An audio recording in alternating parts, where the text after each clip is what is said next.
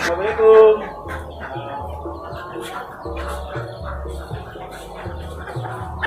Waalaikumsalam warahmatullahi wabarakatuh. Jadi dulur lawas. Assalamualaikum warahmatullahi wabarakatuh. Ketemu lagi dengan kami di channel Dunia Usaha. Kali ini kami mau ketemu atau silaturahmi sama orang yang sudah pengalaman di dunia bebek. Tepatnya itu di desa Jenggawah. Nah, ini kami mau sekaligus mau belajar ini Pak Anton. Perkenalkan, ini Pak Anton namanya, asal dari Jenggawah. Ini sudah pengalaman Pak Anton, ini pengalaman ternak bebek atau peternak bebek petelur yang khususnya di kandang. Itu ya Pak Anton.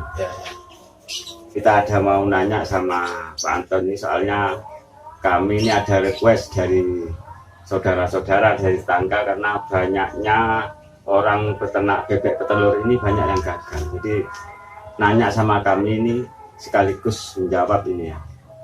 Nah, ini Pak Anton kan sudah pengalaman ini Pak Anton di bebek. Sudah berapa lama ini? Itu saya mulai belajar pelihara bebek mulai dari 0 hari. Istilahnya mulai baru netas. Itu sampai saya jadikan bebek petelur itu, saya dalam taraf belajar itu mulai belajar sampai sekarang itu sekitar kurang lebih ada 20 tahunan. 20 tahunan. Jadi di situ saya sudah merasakan bagaimana caranya kita itu beternak yang benar, dan bagaimana cara yang salah kita bisa memilah. Karena di situ saya sendiri itu nggak luput dari konsultasi sama pada peternak. Jadi konsultasi itu penting sama orang yang berpengalaman untuk ternak bebek. Tapi satu syarat, dengan syaratnya orang yang berternak bebek yang berhasil. Nah, yang saya cari itu orang yang ternak bebek yang berhasil. Kalau nggak berhasil jangan kita tiru. Kalau kita tiru akhirnya kita bangkrut juga. Oke, ini dulur-dulur ada yang mau juga ditanyakan requestnya itu ya. Kenapa Pak Anton ya banyak orang itu ingin piara bebek atau sudah piara bebek itu banyak yang gagal. Itu masalahnya dari apa itu? Ya, pertama itu menurut saya, pengalaman saya sendiri. Karena pada saya dalam jangka 17 tahun itu nggak pernah berhasil. Anggaplah nggak pernah berhasil, ya ada dikit-dikit. Karena pertama itu saya sendiri, kebanyakan umumnya, terutama saya sendiri, itu nggak tahu ilmunya. Ilmunya cara perawatan bebek, bagaimana kondisinya bebek yang bagaimana, nggak tahu. Penting dia asal kita itu merawat aja, asal merawat. Katanya orang Madura itu norok buntek, norok ocak, ikut-ikutan katanya, ikut-ikutan. Karena apa? Karena orang sudah berusaha atau bekerja apapun, berusaha apapun, kalau nggak tahu ilmunya itu nggak akan lama akan berjalan itu. Jadi terutama itu mengenai ilmunya. Terus yang kedua, kita itu jangan terpandang oleh hasilnya. Hasilnya itu ketemu belakang, penting caranya dulu. Masalah hasil itu sudah ikutan itu sudah. Penting caranya bagus. Kalau caranya bagus, pasti hasilnya pun akan bagus. Ya berarti itu Pak Anton ya. Banyak orang umum itu terjebak pada hasilnya duluan ya, daripada berusaha mencari ilmunya atau caranya. Itu ya. Iya, memang kebanyakan orang gitu. Karena apa? Sebenarnya bebeknya si A itu telur 100, telur 75 atau 80 sudah tergiur. Oh, saya ingin beli bebek juga. Sudah beli bebek, tapi nggak punya ilmunya. Jangankan bebek 100 telur 75, telur 10 biji aja sudah untung. Karena apa? Nggak tahu ilmunya. Nah itulah yang membuat kita bangkrut. Karena terutama ilmunya yang kita pegang dulu itu, atau caranya bagaimana kita itu bisa bisa berhasil dalam segi usaha. Apa meneh wong endoke umpama panen 100 itu terpikir hasilnya berapa? Satu telur itu berapa? Satu butir. Kalau telur bebek itu bukan kiloan, jadi butiran, satu butir. Satu butir kalau sekarang itu mencapai harga 17.700 per butir itu. Tergiur itu kalau dikalikan 200 atau 500, nah itu kebanyakan orang. Iya, tergiurnya di situ. Tapi kalau dikalkulasi, nah, itu dengan makanannya itu nutut apa enggak itu, ya, terutama itu mengenai makanan lagi. Kalau kita nggak bisa mengantisipasi makanan, walaupun harganya telur itu mahal, tetap hasil kita itu nipis. Itu mengenai perawatan. Ini Pak Anton, untuk lebih matangnya lagi ya, ada yang mau ditanyakan lagi itu tentang perawatannya. Nah, ini kan orang semua tahu ya perawatannya, cuman dari pengalaman Pak Anton itu gimana caranya perawatan dari bebek petelur ini? Untuk mengenai bebek petelur, perawatannya itu pertama dari makanan. Makanan itu bahan dasarnya itu pakai dedak. Dedak itu dalam per 100 yang saya alami, yang saya kerjakan itu per 100 katulnya itu sekitar kurang lebihnya 2 kilo. Terus karaknya itu 1,5 kilo. Terus konsentratnya 1 kilo. Itu 1 kali makan. Jadi tinggal kita bisa mengotak-ngatik masalah makanan. Mana yang mahal itu dikurangi. Nah, nanti yang murah itu ditambahi. Jadi kita harus bisa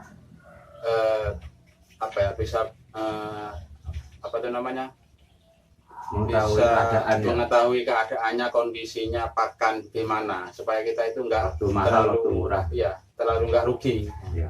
Nah, jadi yang murah itu ditambahi, yang mahal dikurangi. Sebenarnya katanya sekarang itu mencapai 4.500 per kilo. Itu saya kurangi katanya.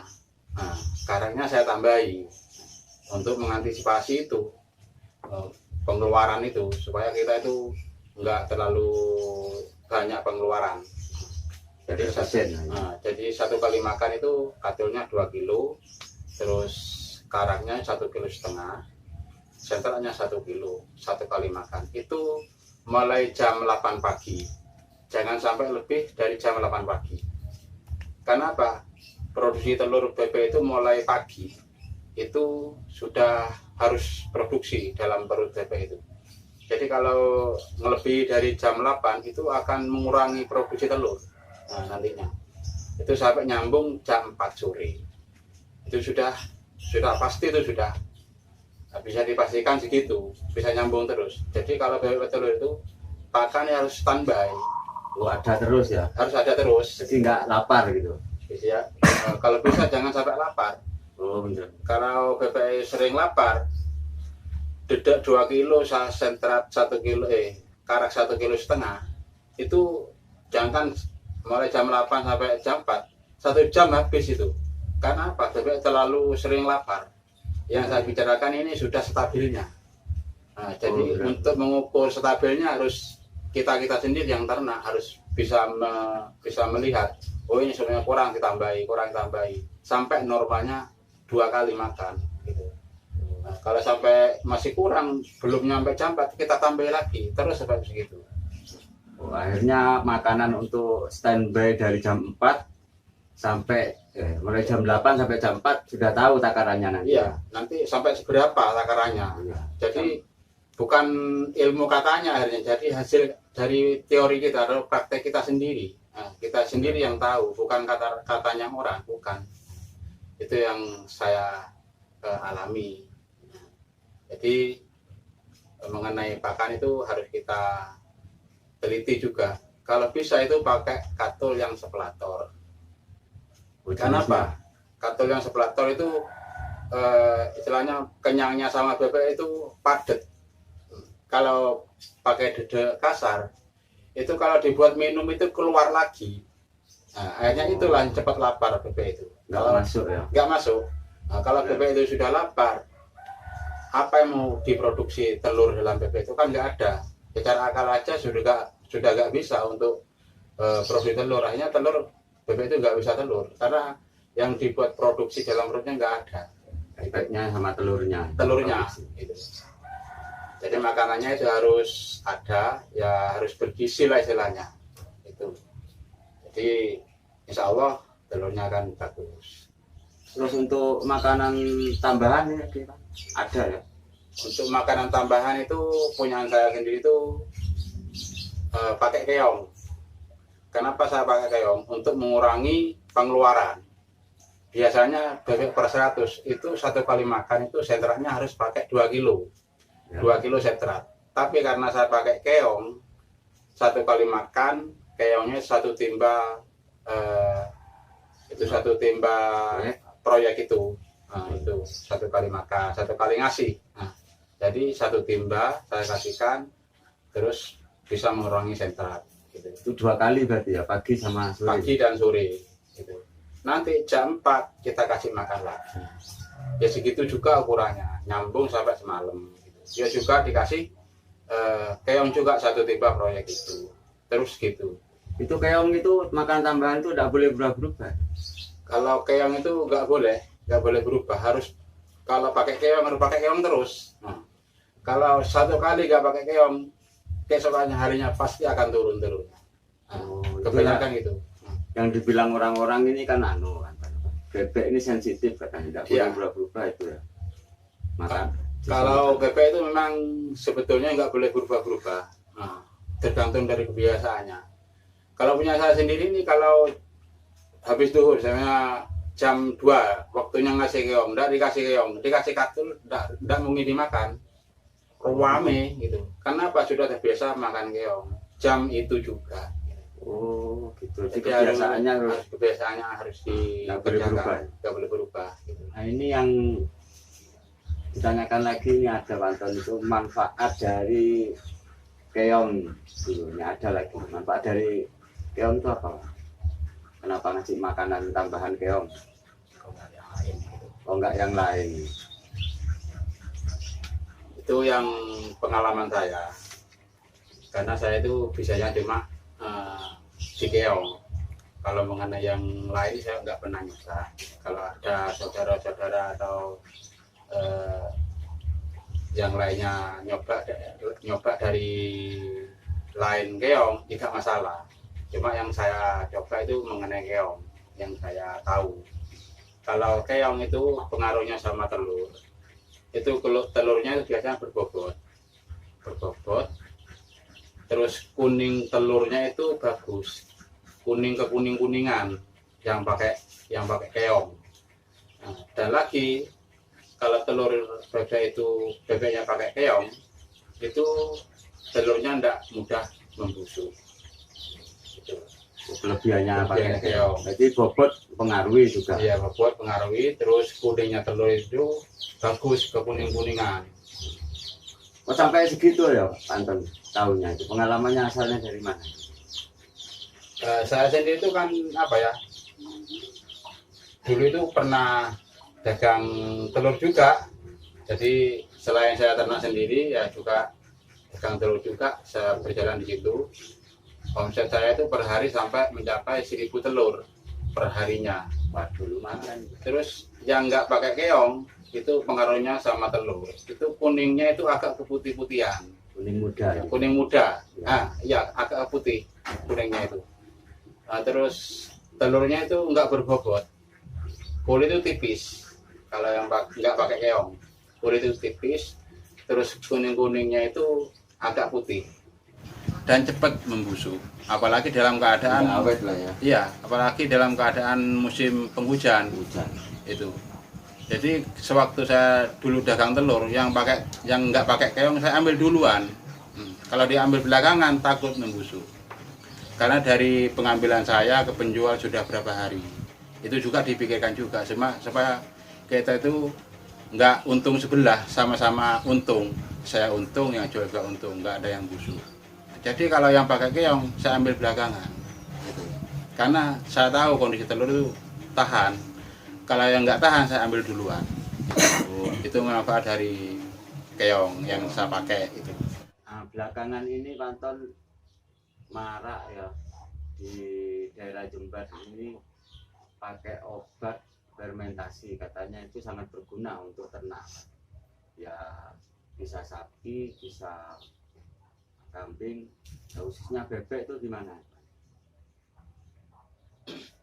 Kalau mengenai obat fermentasi itu sebetulnya saya sudah pakai mulai dulu, tapi bukan lewat hewannya, tapi cuma sekitar kandang atau obat kandang lah istilahnya. Kotorannya?